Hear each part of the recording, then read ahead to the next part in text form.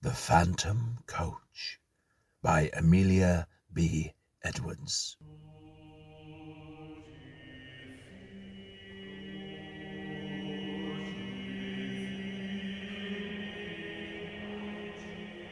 The circumstances I am about to relate to you have truth to recommend them. They happened to myself, and my recollection of them is as vivid as if they had taken place only yesterday.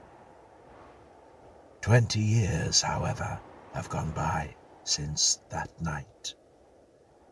During those 20 years, I have told the story to but one other person. I tell it now with a reluctance which I find difficult to overcome. All I entreat, meanwhile, is that you will abstain from forcing your own conclusions upon me. I want nothing explained away. I desire no arguments. My mind on the subject is quite made up, and, having the testimony of my own senses to rely upon, I prefer to abide by it. It was just 20 years ago, and within a day or two of the end of the grouse season. I had been out all day with my gun, and had had no sport to speak of. The wind was due east. The place, a bleak, wide moor in the far north of England, and I had lost my way. It was not a pleasant place in which to lose one's way, with the first feathery flakes of a coming snowstorm just fluttering down upon the heather, and the leaden evening closing in all around. I shaded my eyes with my hand and stared anxiously into the gathering darkness, where the purple moorland melted into a range of low hills some 10 or 12 miles distant. Not the faintest smoke wreath, nor the tiniest cultivated patch or fence or sheep track met my eyes in any direction. There was nothing for it but to walk on and take my chance of finding what shelter I could by the way. So I shouldered my gun again and pushed wearily forward, for I had been on foot since an hour after daybreak and had eaten nothing since breakfast. Meanwhile, the snow began to come down with ominous steadiness, and the wind fell. After this, the cold became more intense, and the night came rapidly up.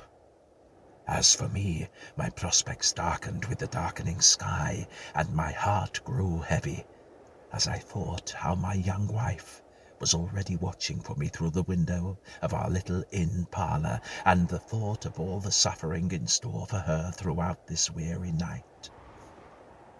We had been married 4 months, and, having spent our autumn in the Highlands, were now lodging in a remote little village situated just on the verge of the great English moorlands. We were very much in love, and, of course, very happy. This morning, when we parted, she had implored me to return before dusk, and I had promised her that I would. What would I have not given to have kept my word? Even now, weary as I was, I felt that with a supper, an hour's rest, and a guide, I might still get back to her before midnight, if only guide and shelter could be found. And all this time, the snow fell, and the night thickened. I stopped and shouted every now and then, but my shouts seemed only to make the silence deeper. Then a vague sense of uneasiness came upon me, and I began to remember stories of travellers who had walked out and on in the falling snow until, wearied out, they were fain to lie down and sleep their lives away. Would it be possible, I asked myself, to keep on thus through all the long dark night? Would there not come a time when my limbs must fail and my resolution give way, when I too must sleep the sleep of death? Death! I shuddered. How hard to die just now, when my life lay all so bright before me. How hard for my darling, whose whole loving heart. But that thought was not to be borne. To banish it, I shouted again, louder and longer, and then listened eagerly. Was my shout answered? Or did I only fancy that I heard a far-off cry? I hallooed once again, and again the echo followed. Then a wavering speck of light came suddenly out of the dark, shifting, disappearing, growing momentarily nearer and brighter. Running towards it at full speed, I found myself, to my great joy, face to face with an old man and a lantern. "Thank God!" was the exclamation that burst involuntarily from my lips. Blinking and frowning, he lifted his lantern and peered into my face. "What for?" growled he, sulkily. Well, for you. I began to fear I should be lost in the snow." "Aye, folks do get cast away hereabouts fra time to time, and what's to hinder you from being cast away likewise, if the Lord's so minded?" "If the Lord is so minded that you and I shall be lost together, friend, we must submit," I replied. "But I don't mean to be lost without you. How far am I now from Twolding?" "Oh, good 20 mile, more or less." And the nearest village?" "Well, nearest village is Wyke, and that's 12 mile to t'other side." "Where do you live, then?" "Out yonder," said he, with a vague jerk of his lantern. "You're going home, I presume?" "Maybe I am." "Then I'm going with you." The old man shook his head and rubbed his nose reflectively with the handle of the lantern. "'Tain't no use," growled he. "He wouldn't let you in, not he." "We'll see about that," I replied briskly. "Who is he?" "The master." "Well, who is the master?" "That's nowt to you," was the unceremonious reply. "Well, you lead the way, and I'll engage that the master shall give me shelter and a supper tonight." "Aye, you can try him," muttered my reluctant guide, and, still shaking his head, he hobbled gnome-like away through the falling snow. A large mass loomed up presently out of the darkness, and a huge dog rushed out, barking furiously. "Is this the house?" I asked. "Aye, it's the house. Down, Bay," he said to the dog, and fumbled in his pocket for the key. I drew up close behind him, prepared to lose no chance of entrance, and saw in the little circle of light shed by the lantern that the door was heavily studded with iron nails, like the door of a prison. In another minute he had turned the key, and I pushed past him into the house. Once inside, I looked round with curiosity, and found myself in a great raftered barn, which served apparently a variety of uses. One end was piled to the roof with corn like a barn, the other was stored with flour sacks, agricultural implements, casks, and all kinds of miscellaneous lumber, while from the beams overhead hung rows of hams, flitches, and bunches of dried herbs for winter use.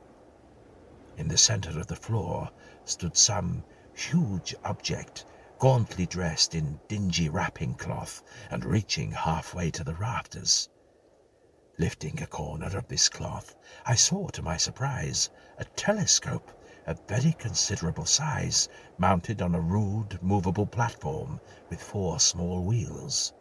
The tube was made of painted wood, bound round with bands of metal rudely fashioned. The speculum, so far as I could estimate its size in the dim light, measured at least 15 inches in diameter. Whilst I was yet examining the instrument, and asking myself whether it was not the work of some self-taught optician, a bell rang sharply. "That's for you," said my guide, with a malicious grin. "Yonder's his room." He pointed to a low black door at the opposite side of the hall. I crossed, rapped somewhat loudly, and went in without waiting for an invitation. A huge, white-haired old man rose from a table covered with books and papers and confronted me sternly. "Who are you?" said he. "How came you here? What do you want?" "James Murray, barrister at law, on foot across the moor. Meat, drink, and sleep." He bent his bushy eyebrows into a portentous frown. "Mine is not a house of entertainment," he said haughtily. "Jacob, how dared you admit this stranger?" "I didn't admit him," grumbled the old man. "He followed me over the moor and shouldered his way in before me. I'm no match for 6'2". "And pray, sir, by what right have you forced entrance into my house?" "By the same by which I should have clung to your boat if I were drowning, the right of self-preservation." "Self-preservation?" "There's an inch of snow on the ground already," I replied briefly, "and it would be deep enough to cover my body before daybreak." He strode to the window, pulled aside a black curtain, and looked out. "It is true," he said. "You can stay, if you choose, till morning. Jacob, serve the supper." With this, he waved me to a seat, resumed his own, and became at once absorbed in the studies from which I had disturbed him. I placed my gun in a corner, drew a chair to the hearth, and examined my quarters at leisure. Smaller and less incongruous in its arrangements than the hall, this room contained, nevertheless, much to awaken my curiosity. The floor was carpetless. The whitewashed walls were in parts scrawled over with strange diagrams, and in others covered with shelves, crowded with philosophical instruments, the uses of many of which were unknown to me. On one side of the fireplace stood a bookcase filled with dingy folios. On the other, a small organ fantastically decorated with painted carvings of medieval saints and devils. Through the half-opened door of a cupboard at the further end of the room, I saw a long array of geological specimens, surgical preparations, crucibles, retorts, and jars of chemicals, while on the mantel-shelf beside me, amid a number of small objects, stood a model of the solar system, a small galvanic battery, and a microscope. Every chair had its burden, every corner was heaped high with books, the very floor was littered over with maps, casts, papers, tracings, and learned lumber of all conceivable kinds. I stared about me with an amazement increased by every object upon which my eyes happened to rest. So strange a room I had never seen, yet it seemed stranger still to find such a room in a lone farmhouse, amid those wild and solitary moors. Over and over again I looked from my host to his surroundings, and from his surroundings back to my host, asking myself who and what could he be. His head was singularly fine, but it was more the head of a poet than of a philosopher, broad in the temples, prominent over the eyes, and clothed with a rough profusion of perfectly white hair. While I was yet observing him, the door opened, and Jacob brought in the supper. His master then closed his book, rose, and with more courtesy of manner than he had yet shown, invited me to the table. A dish of ham and eggs, a loaf of brown bread, and a bottle of admirable sherry were placed before me. "I have but the homeliest farmhouse fare to offer you, sir," said my entertainer. "Your appetite, I trust, will make up for the deficiencies of our larder." I had already fallen upon the viands, and now protested with the enthusiasm of a starving sportsman that I had never eaten anything so delicious. He bowed stiffly and sat down to his own supper, which consisted primitively of a jug of milk and a basin of porridge. We ate in silence, and when we had done, Jacob removed the tray. I then drew back my chair to the fireside. My host, somewhat to my surprise, did the same, and, turning abruptly to me, he said, "Sir, I have lived here in retirement for 23 years.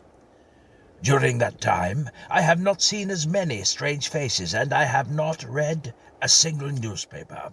You are the first stranger who has crossed my threshold for more than 4 years. Will you favour me with a few words of information respecting our outer world, from which I have parted company so long?" "Pray interrogate me," I replied. "I am heartily at your service."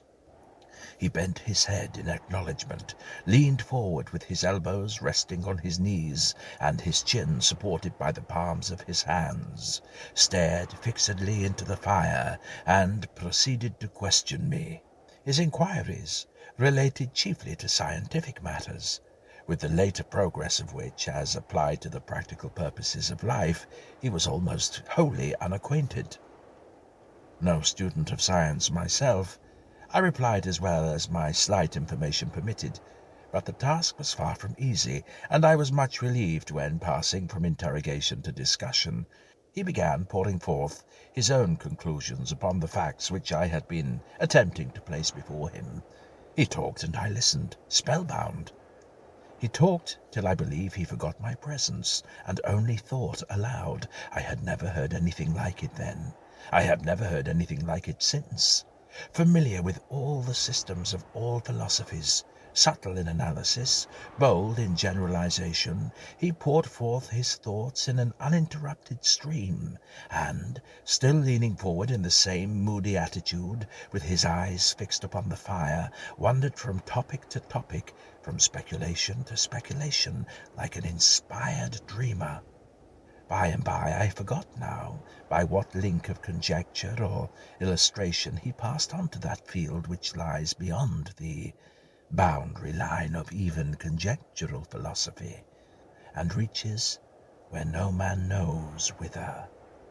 He spoke of the soul and its aspirations, of the spirit and its powers, of second sight, of prophecy, of those phenomena which, under the names of ghosts, spectres, and supernatural appearances, have been denied by the skeptics and attested by the credulous of all ages. "The world," he said, "grows hourly more and more sceptical of all that lies beyond its own narrow radius, and our men of science foster the fatal tendency. They condemn as fable all that resists experiment. They reject as false all that cannot be brought to the test of the laboratory or the dissecting room. Against what superstition have they waged for so long and obstinate a war as against the belief in apparitions? And yet, what superstition has maintained its hold on the minds of so many men for so long and so firmly? Show me any fact in physics, in history, in archaeology, which is supported by testimony so wide and so various, attested by all races of men, in all ages and in all climates, by the soberest of sages of antiquity, by the rudest savages of today, by the Christian, the pagan, the pantheist, the materialist. This phenomenon is treated as a nursery tale by the philosophers of our century. Circumstantial evidence weighs with them as a feather in the balance. The comparison of causes with effects, however valuable in physical science, is put aside as worthless and unreliable. The evidence of competent witnesses, however conclusive in a court of justice, counts for nothing. He who pauses before he pronounces is condemned as a trifler. He who believes is a dreamer or a fool.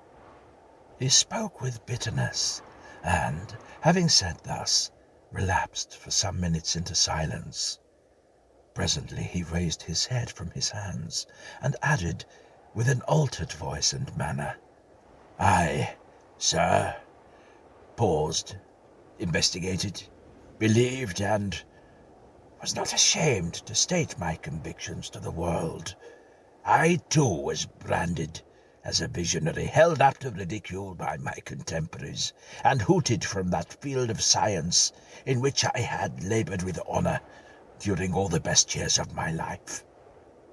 These things happened just 23 years ago.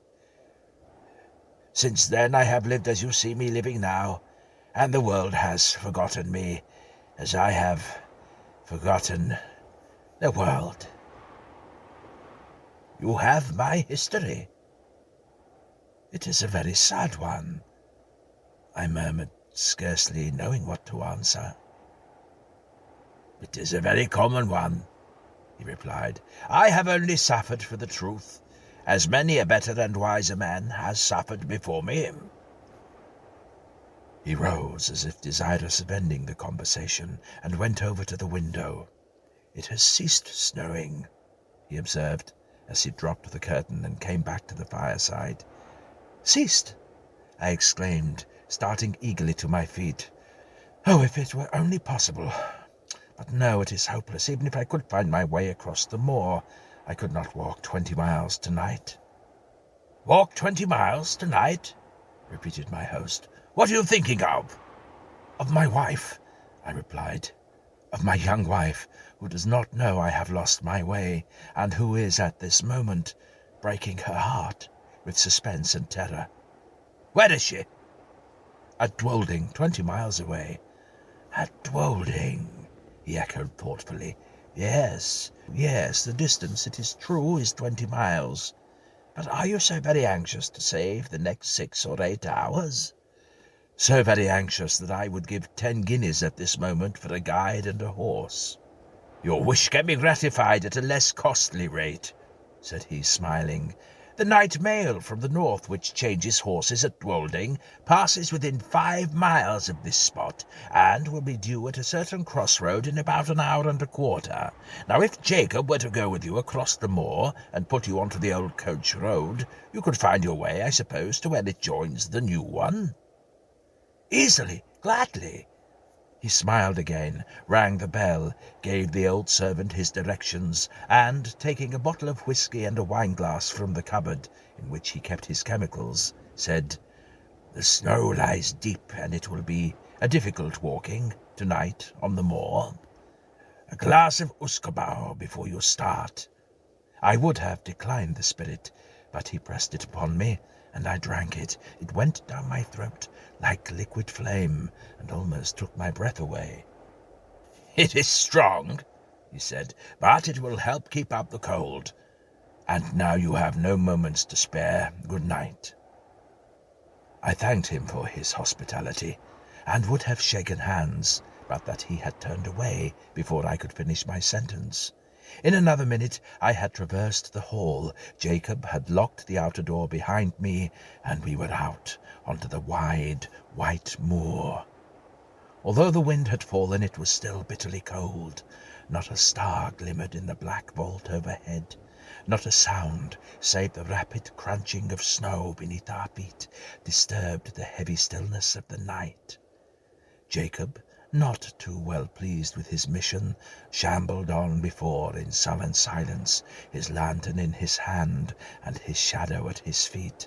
I followed with my gun over my shoulder, as little inclined for conversation as himself.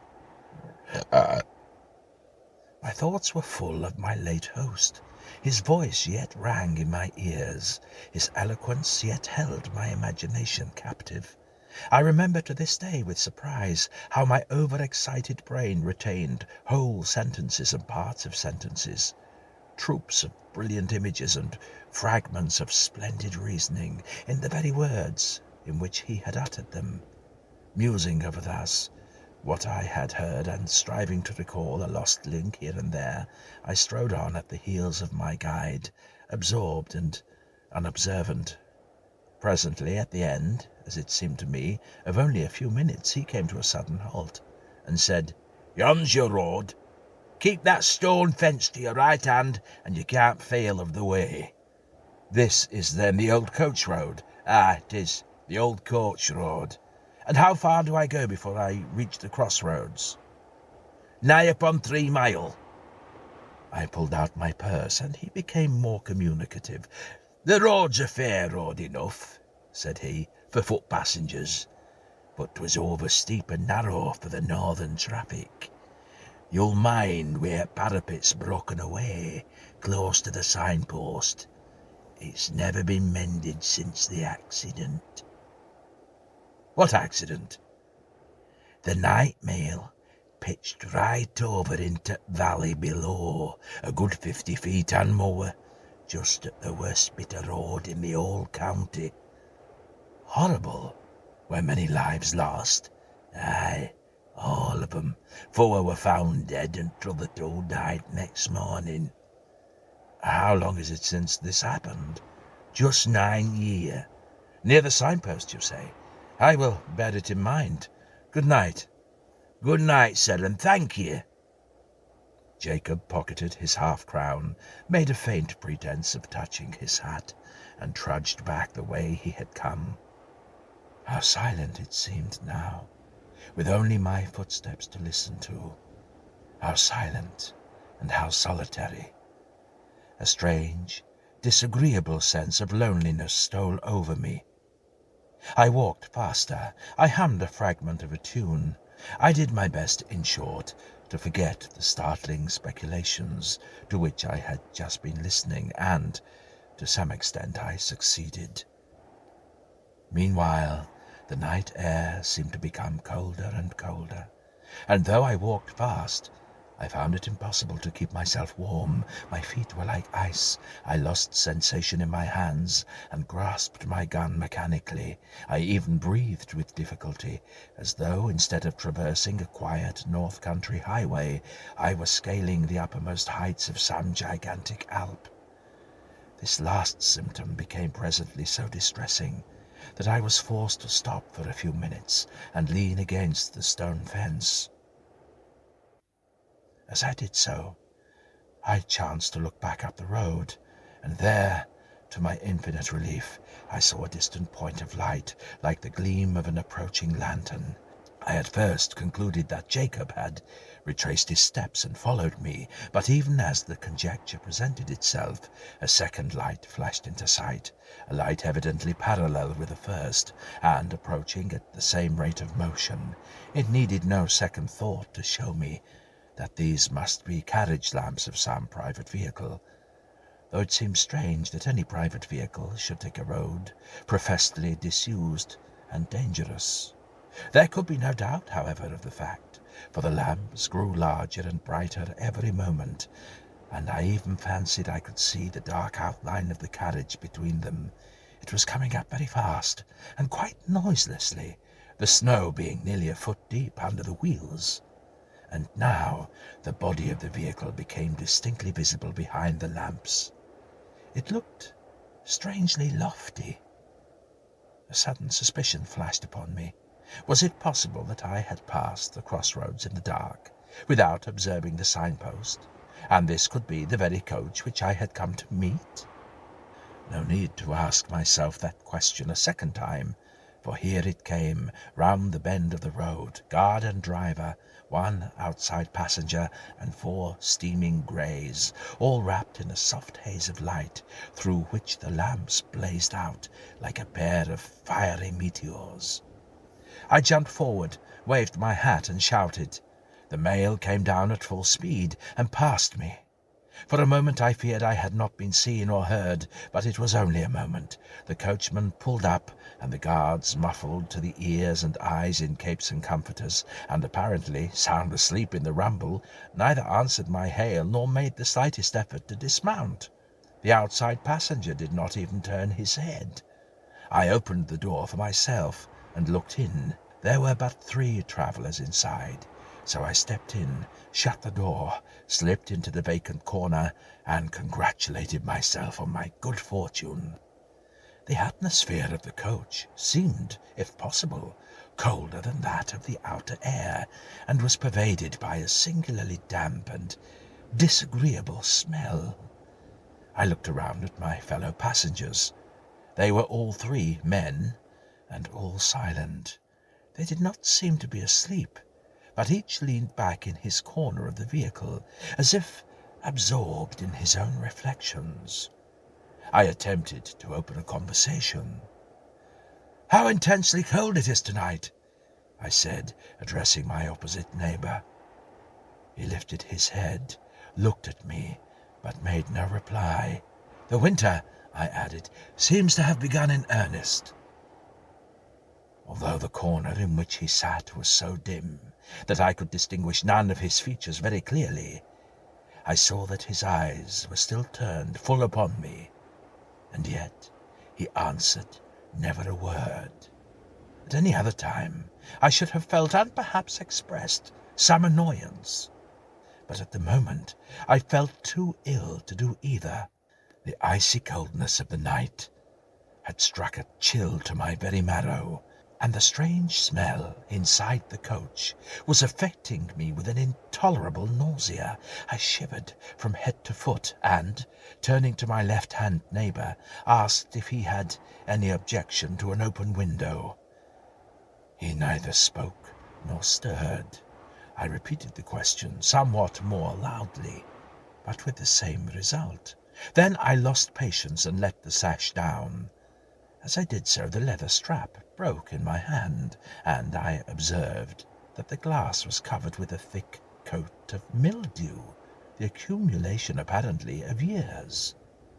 My attention being thus drawn to the condition of the coach, I examined it more narrowly, and saw, by the uncertain light of the outer lamps, that it was in the last stage of dilapidation. Every part of it was not only out of repair, but in a condition of decay. The sashes splintered at a touch, the leather fittings were crusted over with mould, and literally rotting from the woodwork. The floor was almost breaking away beneath my feet. The whole machine, in short, was foul with damp, and had evidently been dragged from some outhouse in which it had been mouldering away for years to do another day or two of duty on the road. I turned to the third passenger, whom I had not yet addressed, and haphazarded one more remark. "This coach," I said, "is in a deplorable condition. The regular mail, I suppose, is under repair." He moved his head slowly and looked me in the face without speaking a word. I shall never forget that look while I live. I turned cold at heart under it. I turn cold at heart even now when I recall it. His eyes glowed with a fiery, unnatural lustre. His face was livid as the face of a corpse. His bloodless lips were drawn back, as if in the agony of death, and showed the gleaming teeth between. The words that I was about to utter died upon my lips, and a strange horror, a dreadful horror, came upon me. My sight had by this time become accustomed to the gloom of the coach, and I could see with tolerable distinctness. I turned to my opposite neighbour. He too was looking at me, with the same startling pallor in his face, and the same stony glitter in his eyes. I passed my hand across my brow. I turned to the passenger on the seat beside my own, and saw, oh heaven, how shall I describe what I saw? I saw that he was no living man, that none of them were living men like myself.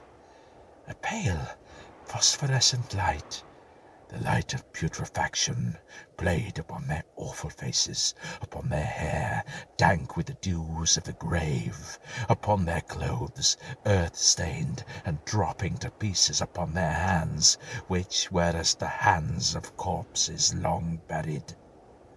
Only their eyes, their terrible eyes, were all turned menacingly upon me. A shriek of terror, a wild, unintelligible cry for help and mercy burst from my lips as I flung myself against the door and strove in vain to open it. In that single instant, brief and vivid as a landscape beheld in the flash of a summer lightning, I saw the moon shining down through a rift of stormy cloud, the ghastly signpost rearing its warning finger by the wayside, the broken parapet, the plunging horses, the black gulf below. Then the coach reeled like a ship at sea. Then came a mighty crash, a sense of crushing pain, and then darkness. It seemed as if years had gone by when I awoke one morning from a deep sleep and found my wife watching my bedside. I will pass over the scene that ensued and give you in half a dozen words the tale she told me with tears of thanksgiving. I had fallen over a precipice close against the junction of the old coach road and the new, and had only been saved from certain death by lighting upon a deep snowdrift that had accumulated at the foot of the rock beneath. In this snowdrift I was discovered at daybreak by a couple of shepherds, who carried me to the nearest shelter and brought a surgeon to my aid. The surgeon found me in a state of raving delirium, with a broken arm and a compound fracture of the skull. The letters in my pocket-book showed my name and address. My wife was summoned to nurse me, and, thanks to my youth and a fine constitution, I came out of danger at last. The place of my fall, I need scarcely say, was precisely that at which a frightful accident had happened to the North Mail 9 years before.